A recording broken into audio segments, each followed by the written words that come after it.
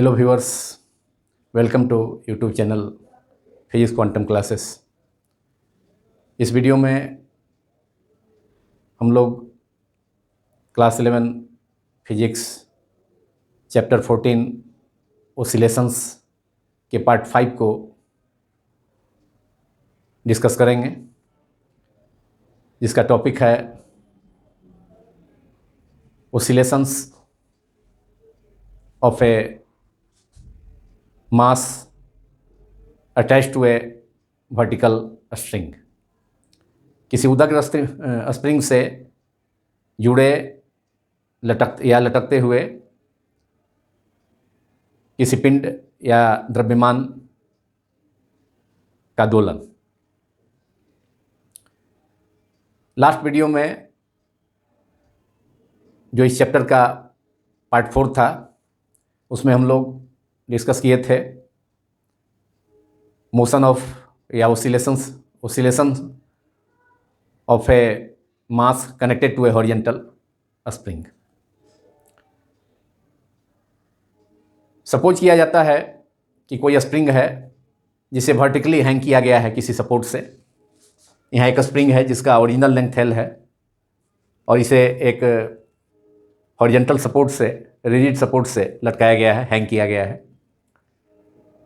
First situation में अभी तक इसमें कोई मास इसके लोअर इंड से, स्प्रिंग के लोअर इंड से कनेक्टेड नहीं है। लेकिन जब इस स्प्रिंग से एक मास या एक ऑब्जेक्ट, एक बॉडी जिसका मास कैपिटल M है, उसको अटैच कर देंगे इस स्प्रिंग के लोअर इंड से, जबकि स्प्रिंग का अपर इंड रिजिड सपोर्ट से कनेक्टेड होगा, लटकता रहेगा, हैंग रहेगा। तो जब इस मास को लटका देंगे तो इसके कारण, इस मास के कारण इस स्प्रिंग इलोंगेट कर गया, उसकी लंबाई में वृद्धि हो गई, लेंथ में वृद्धि हो गया। और लेंथ में इंक्रीज कितना है? L से इलोंगेट कर गया। स्प्रिंग के लोअर इंड से या फ्री इंड से, जो इंड फ्री है उससे एक वेट लटका दिया गया, मास लटका दिया गया, ऑब्जेक्ट हैंग कर दिया गया। इसके कारण इसका length capital L original length था स्प्रिंग का, जब कोई लोड इससे लटकाया नहीं गया था, कोई मास लटकाया नहीं गया था। लेकिन जैसे ही मास अटैच कर दिया गया इसके लोअर इंड से या फ्री इंड से, तो स्प्रिंग के लेंथ में इलोंगेशन हुआ, उसकी लंबाई, स्प्रिंग की लंबाई बढ़ गई। और सपोज करते हैं कि इसका लेंथ इंक्रीज कर गया कितना से, पहले तो ओरिजिनल लेंथ L था, अब स्मॉल l से इंक्रीज कर गया। अब थर्ड सिचुएशन में इस मास को x डिस्टेंस से डिस्प्लेस कर दिया गया इसके इक्विलिब्रियम पोजीशन से। अब यहाँ ये जो डॉटेड लाइन है ये रिप्रेजेंट कर रहा है मीन पोजीशन का, मतलब स्प्रिंग का जो लोअर इंड है उसका ओरिजिनल पोजीशन या इक्विलिब्रियम पोजीशन, संतुलन की स्थिति या मीन पोजीशन यही है। और यहाँ से अब हम इसका इलोंगेशन कितना हुआ, कैपिटल L इसका ओरिजिनल लेंथ है स्प्रिंग का, तो वेट लटकाने के बाद इसका स्प्रिंग इलोंगेट हो गया, स्प्रिंग की लंबाई में वृद्धि हो गई, लेंथ में वृद्धि हो गई, और स्मॉल l से वृद्धि हुआ, इंक्रीज हुआ स्प्रिंग के लेंथ में due to weight of the mass. यहाँ जो वेट है, जो लटकाया गया ब्लॉक है, बॉडी है, उसका वेट डाउनवर्ड काम करेगा। तो इस वेट के कारण स्प्रिंग के लेंथ में इलोंगेशन हुआ, इस स्प्रिंग की लंबाई में, लेंथ में वृद्धि हुआ, इंक्रीज हुआ स्मॉल l से। अब इस ब्लॉक को, इस मास को अब x डिस्टेंस से L इलोंगेशन के बाद अब इसको x डिस्टेंस और फर्दर इंक्रीज करते हैं, तब इसका टोटल जो इलोंगेशन हो गया अब L प्लस x। और फर्स्ट सिचुएशन में जो इलोंगेशन था वेट लटकाने के बाद, हैंग करने के बाद स्प्रिंग से, या वेट को कनेक्ट करने के बाद, क्योंकि ये वर्टिकल स्प्रिंग है, यहाँ इसको वर्टिकली हैंग किया गया है एक रिजिड सपोर्ट से। तो यहाँ जो रिस्टोरिंग फोर्स है कैपिटल F है फर्स्ट सिचुएशन में, केवल वेट हैंग करने के कारण, वेट लटकाने के कारण। और जब x डिस्टेंस से इलोंगेट कर दिए, x डिस्टेंस से और नीचे की ओर इसको पुल किए, खींचा जाता है, तो अब जो रिस्टोरिंग फोर्स है वह F डैश है। तो फर्स्ट सिचुएशन में जो रिस्टोरिंग फोर्स होगा, रिस्टोरिंग फोर्स लेंथ के डायरेक्टली प्रोपोर्शनल होता है। एक्सटर्नल फोर्स भी लेंथ के प्रोपोर्शनल होता है, लेकिन रिस्टोरिंग फोर्स जो अपोजिट डायरेक्शन में एक्ट कर रहा है वह एक्सटर्नल फोर्स तो यहाँ वेट है, तो इसके अपोजिट है। तो जो restoring force acting on the block of mass capital M is directly proportional to, which is given by directly proportional to elongation produced in the spring due to weight mg of mass M or of body whose mass is capital M. So that is restoring force F in this situation restoring force opposing force है जो कि wait के opposite act करता है, तो restoring force directly proportional to length, that is F equal to minus K into L first situation में. This is equation 1 where K is spring constant, where K is spring constant और force constant. इसे spring नियतांक या बल नियतांक कहा जाता है, spring constant. Now this force, this restoring force is balanced by weight of the block, that is F is equal to force is balanced by weight, and weight acting downward while restoring force acting upward. weight इस block का, इस मास का capital M मास, मतलब block का जो मास जो spring से connected है, स्प्रिंग से हैंग किया गया है, लटकाया गया है, तो इसका वेट डाउनवर्ड काम कर रहा है, लेकिन रिस्टोरिंग फोर्स अपवर्ड काम कर रहा है. तो ये F is balanced by this restoring force is balanced by weight of the block but in opposite direction. So force is equal to weight and it is weight is opposite to the restoring force, so F is equal to minus mg. Therefore, from equations 1 and 2 we have 1 and 2. From equations 1 and 2 we have minus mg is equal to kl, minus mg is equal to minus kl, that is mg is equal to kl, mg equals to k into l. This is equation number 3. Now in third situation, when the mass is pulled down through distance of small x, then the restoring force F dash is, if the mass capital M is pulled down, नीचे की ओर खींचा जाता है इसे, pulled down through distance x,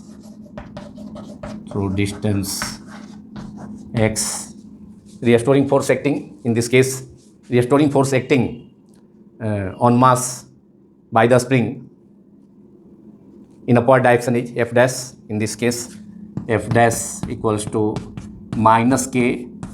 अब यहाँ total जो elongation produce हुआ है, टोटल स्प्रिंग के लेंथ में जो इंक्रीज हुआ है, वह एल तो वेट लटकाने से ही हो गया था, और फर्दर अब इस मास को x डिस्टेंस से खींचे हैं, तो स्प्रिंग के लेंथ में और भी इलोंगेशन होगा x से. x डिस्टेंस से मास नीचे पुल हुआ, मतलब स्प्रिंग के भी लेंथ में इंक्रीज होगा. L total elongation L plus X, that is restoring force F dash equal to minus K L plus X. This is equation number 4. अब net force acting on the block by the spring is subtracting equation 4 from equation subtracting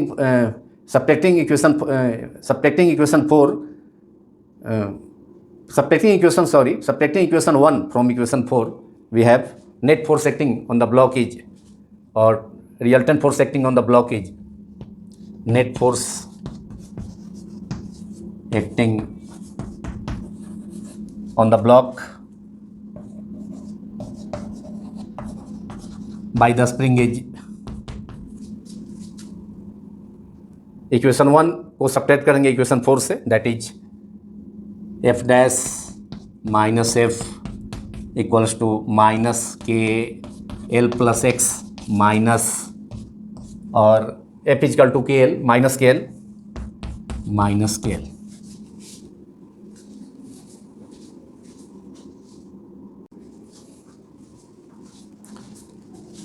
Now net force acting on the block by the spring is F dash minus F, which is minus K L plus L x minus K L, because F was minus K L. Therefore we have or F dash minus F equals to minus K L. अब इस bracket को minus के से L में multiply करेंगे और फिर minus के से एक्स में. अब ब्रैकेट को हटा रहे हैं तो इसलिए इससे मल्टीप्लाई करना पड़ेगा, जो बाहर जो फैक्टर है माइनस के, ये स्प्रिंग कांस्टेंट है, उससे मल्टीप्लाई करना होगा दोनों टर्म में, माइनस के एल माइनस के एक्स, और यहाँ पर फिर माइनस माइनस प्लस हो जाएगा, चूँकि रिस्टोरिंग फोर्स निगेटिव है, निगेटिव साइन के साथ KL plus KL minus KL cancel out, therefore net force और resultant force or total force acting on the block by the spring is minus K into X, and this is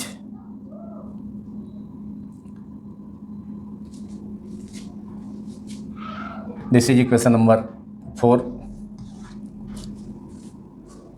अब यहाँ से जो external force apply किया गया है, जिसके द्वारा ब्लॉक को x डिस्टेंस से नीचे खींचा गया है, इस ब्लॉक को जो स्प्रिंग के लोअर इंड से कनेक्टेड है, उस फोर्स को अगर हटा लिया जाएगा, अगर if the external force, if the pulling force acting on the block और acting on the spring is now removed, then the block will oscillate up and down.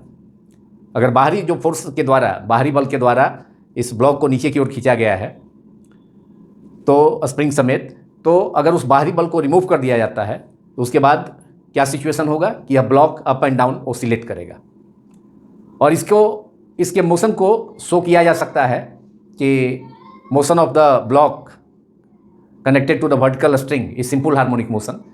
तो उसके बाद ब्लॉक जब ओसिलेट करेगा तो उसमें एक्सेलेरेशन होगा. तो अगर एक्सेलेरेशन को स्मॉल ए सिंबल से डिनोट किया जाए तो using Newton's second law of motion, force is equal to mass into acceleration, therefore force is equal to mass into acceleration. So resultant force F dash minus F is mass into acceleration. The mass of the block is M or M into A is the acceleration. Net force F dash minus F is equal to mass into acceleration using Newton's second law of motion is equal to minus kx. Therefore, acceleration of the block is minus k upon m into x.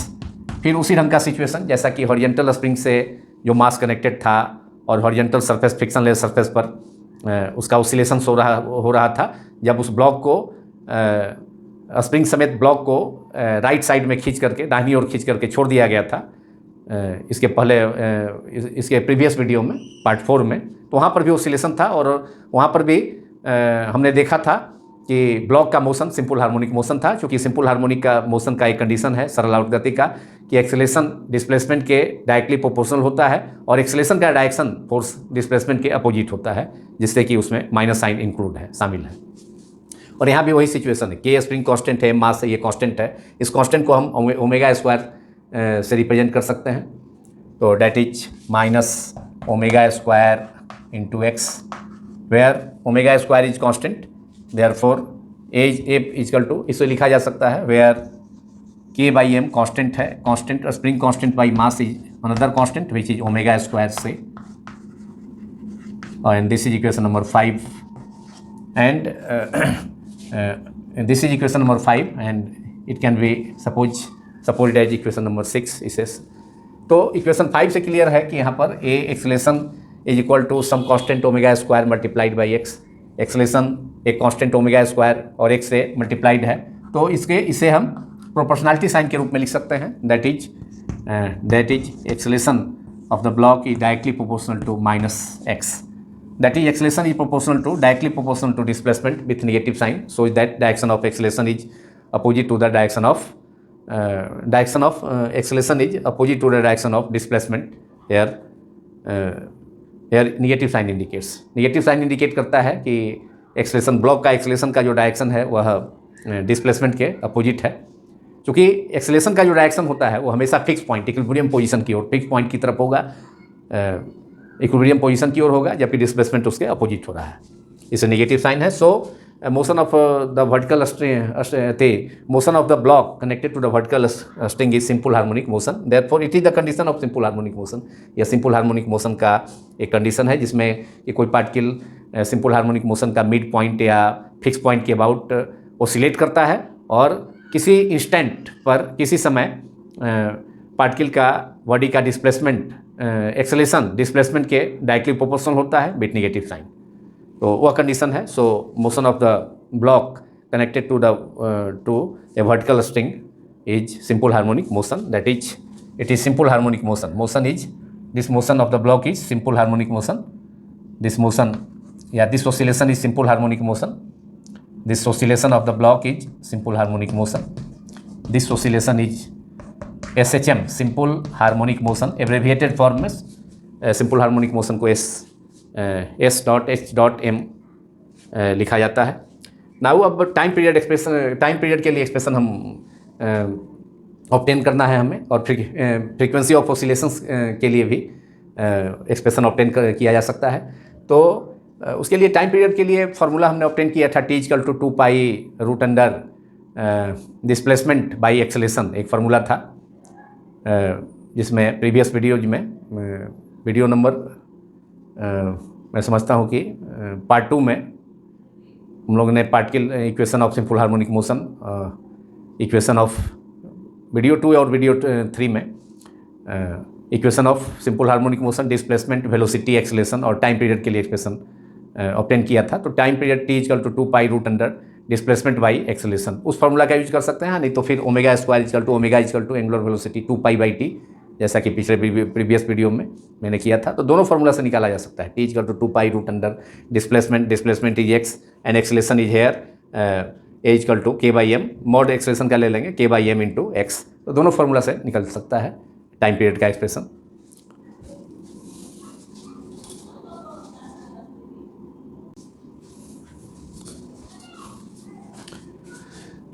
Now time period of the oscillation, vertical oscillation of the block is time period of oscillations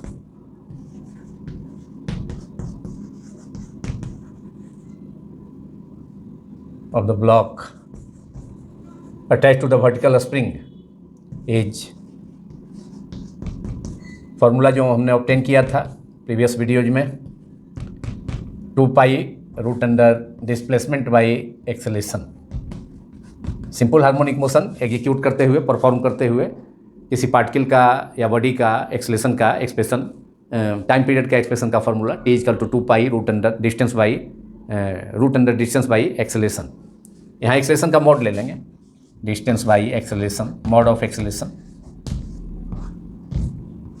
और नहीं तो यहाँ पर भी equation number 6 से भी हम obtain कर सकते थे। ओमेगा = कांस्टेंट है K/m, omega = 2 pi by T, 2 pi by T का square = K/m, therefore 2 pi by T = root under K/m। उसके बाद उसका रेसिप्रोकल ले लेंगे तो T time period of time period of oscillation block का एक्सप्रेशन ऑब्टेन हो सकता है, जैसा कि प्रीवियस वीडियो में horizontal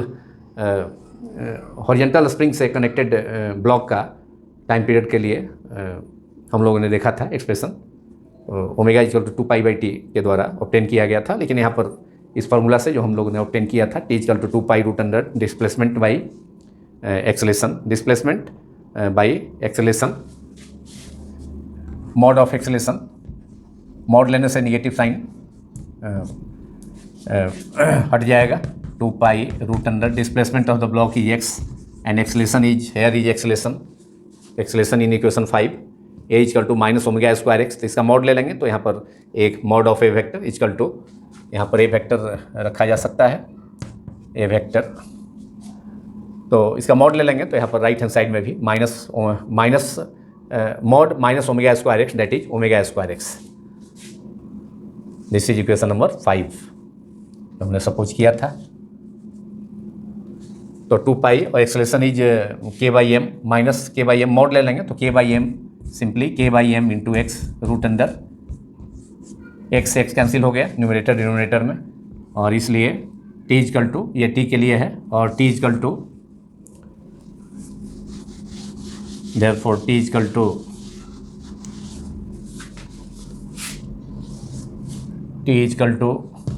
2 pi root under m/k, and this is expression for time period of vertical oscillation or oscillations of a block of a mass attached to a vertical string। किसी vertical उदग्र spring से लटकते हुए किसी मास में या किसी पिंड जिसका मास M है, उसमें जो वर्टिकल ऑसिलेशन होगा, उदग्र दोलन होगा, तो उसके टाइम पीरियड का, उसके उदग्र ऑसिलेशन का, उदग्र दोलन के आवर्तकाल का टाइम पीरियड का एक्सप्रेशन हो गया vertical oscillation, time period of the vertical oscillation of the block which is connected to a vertical spring, तो उसके लिए एक्सप्रेशन हो गया T equal to 2 pi root under m by K. जैसा कि हॉरिजेंटल स्प्रिंग से कनेक्टेड ब्लॉक के लिए एक्सप्रेशन ऑब्टेन हुआ था लास्ट प्रीवियस वीडियो में, वही एक्सप्रेशन यहाँ भी है T equal to 2 pi root under m by K, and this is equation number 7।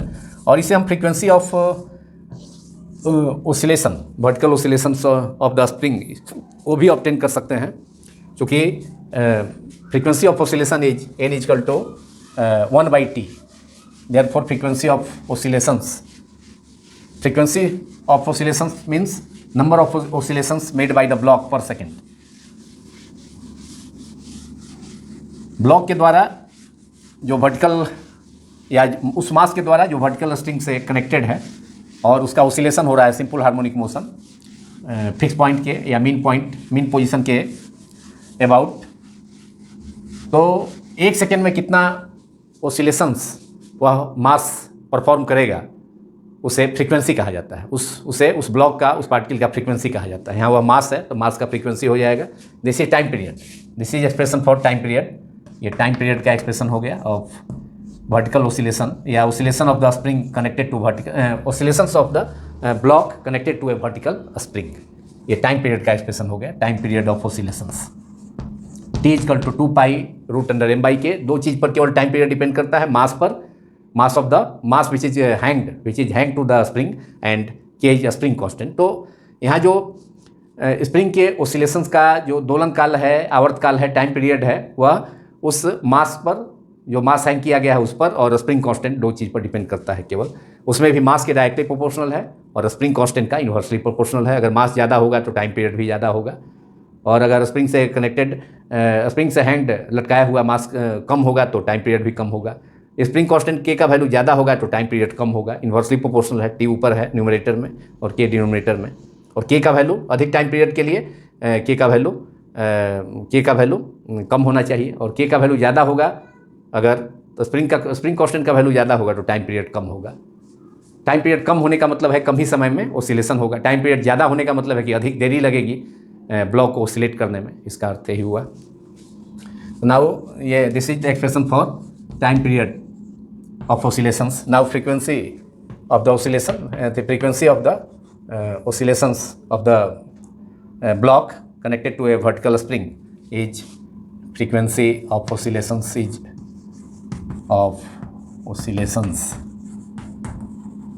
is n equals to 1 upon t, that is 1 upon 2 pi root under m by k, that is 1 by 2 pi root under k by m। ये reverse हो गया, reciprocal हो गया time period का, क्योंकि frequency time period का reciprocal होता है। And this is the final expression which is frequency of oscillations of the block which is connected to a vertical spring. किसी उदग्र स्प्रिंग से लटकते हुए द्रव्यमान की आवृत्ति का, किसी उदग्र स्प्रिंग से लटकते हुए द्रव्यमान मास के दोलन की आवृत्ति का एक्सप्रेशन हो गया ये। That is frequency of oscillations of a mass connected to a vertical spring which is n equal to 1 by 2 pi root under k by m।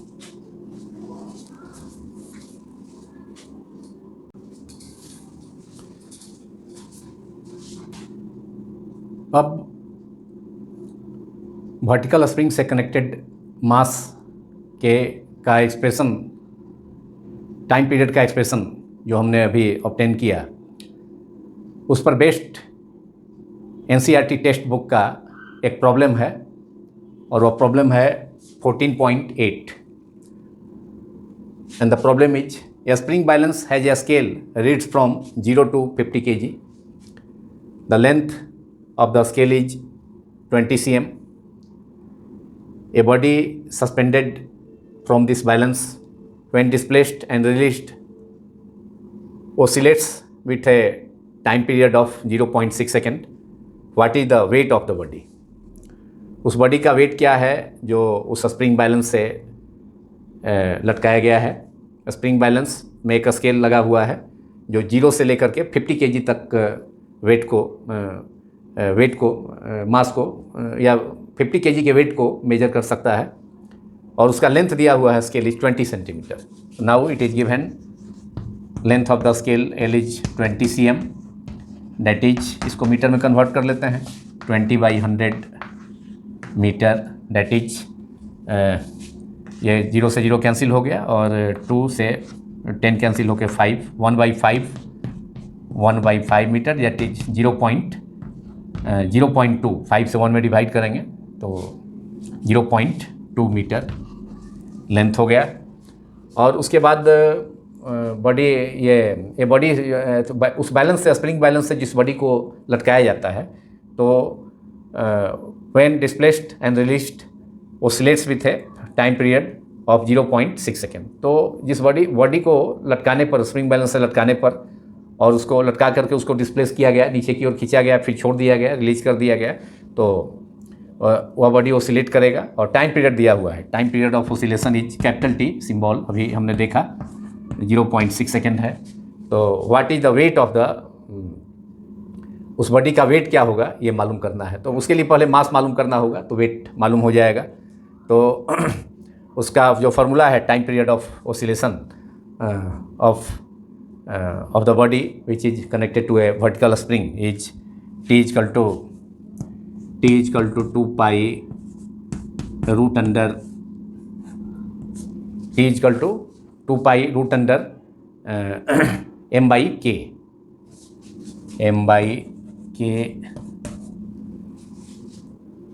and which is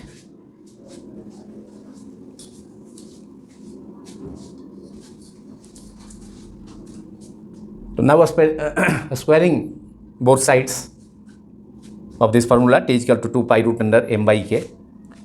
On squaring both sides we have T square is equal to 4 pi square root under m by k square, that is m by k, केवल m by k. Square से root neutralise हो जाएगा, root का मतलब power half होता है. अब यहाँ में मास मालूम अगर हो जाता है तो वेट मालूम हो जाएगा. Therefore m is equal to, हम यहाँ से ऑब्टेन कर सकते हैं मास, और m equals to the mass suspended to the spring balance is T square multiplied by k upon 4 pi square spring F upon x. We know k is equal to spring constant, k is equal to force upon elongation. और यहाँ जो wait spring balance 0 से 50 kg तक का wait उसे लटकाया जा सकता है, तो अधिकतम वेट 50 है, तो F इक्वल टू mg हो जाएगा, small m g upon x. यहाँ कैपिटल M तो हमें मालूम करना है, तो स्मॉल m था 50 और g इज 9.8 और elongation produce x is 20 cm, length of the spring is elongation produce in the spring by hanging the weight is 20 cm, that is 0.2 metre, that is 0.2 के. ये डिसमल एक अंक place पर यहाँ भी है, ये कैंसिल हो गया, और ये 49 हो गया, 298 कैंसिल हो गया 2 से 49, that is 15 to 49, that is 2450 k is equal to 2450 Newton पर मीटर nm -1. अब इसके का वैल्यू यहाँ पर हम सब्स्टिट्यूट कर देंगे इस इक्वेशन में. इसे इक्वेशन 1 सपोज करते हैं. Therefore mass hang to the spring is T square, that is T 0.6 second. Time period है oscillation of the block is 0.6 square multiplied by k is 2450 upon 4 pi is equal to 3.14 square, और ये हो जाएगा 0.6 into 0.6, that is 36 into 10 to the power -2 multiplied by 2450 upon 4 multiplied by 3.14 square, that is 9.86. ये दो place पर -2, यहाँ पर भी 9.86 है, ये न्यूट्रलाइज हो गया -2, और ये दो प्लेस पर डिसमल है. अब इसे कैलकुलेट करके हम ऑब्टेन कर सकते हैं. यहाँ 4 से ये 36 4 से कैंसिल हो गया, तो इस प्रकार 9 इंटू 2450 मल्टीप्लाइड बाई 986, और ये मास नियरली 22.5 kg कैलकुलेट करके ऑब्टेन हो सकता है, इसे ऑब्टेन किया जा सकता है 22.5 kg। Therefore weight of the block hang to the spring balance is, we can obtain weight is m into weight of the block hang to the spring balance, weight of the block spring to the spring balance is, spring balance से लटकाया गया जो block होगा उसका wait, body का जो weight होगा equal to m g, m into g, m is 25.5 into 9.8, उसको 10 भी माना जा सकता है, 10 भी नियरली 10, 9.8 इसको नियरली हम 10 सपोज करते हैं, दैट इज ये 10 से ये डिसमल 2 to 5/10 हो जाएगा, तो मतलब इस डिसमल से ये 0 न्यूट्रलाइज हो जाएगा, दैट इज 225 इतना ये रिजल्ट इसका, दैट इज इतना न्यूटन हो जाएगा, this is newton, this is answer of this problem. Weight of the block is 225 newton, W equal to जो मास लटकाया जाएगा उसका वेट 225 न्यूटन। और इसी के साथ ये वीडियो समाप्त होता है।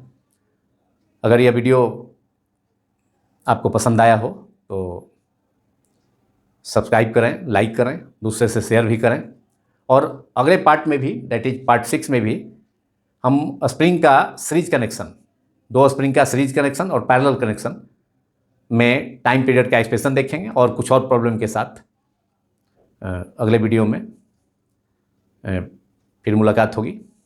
Thank you very much.